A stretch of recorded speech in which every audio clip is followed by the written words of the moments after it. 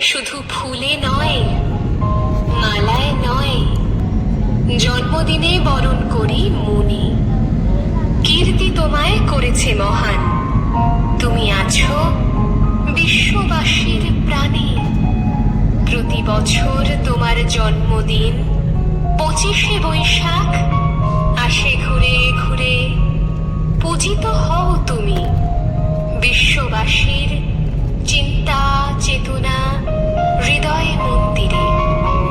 বঙ্গ সাহিত্যের কোনায় কোনায় সুনিপুণ তোমার বিচরণ। জন্মদিনে গানে ও কবিতায় আমরা করি তোমায় স্মরণ। তোমার সৃষ্টির সবই যেন প্রবাহমান অসীম অমৃত ধারা।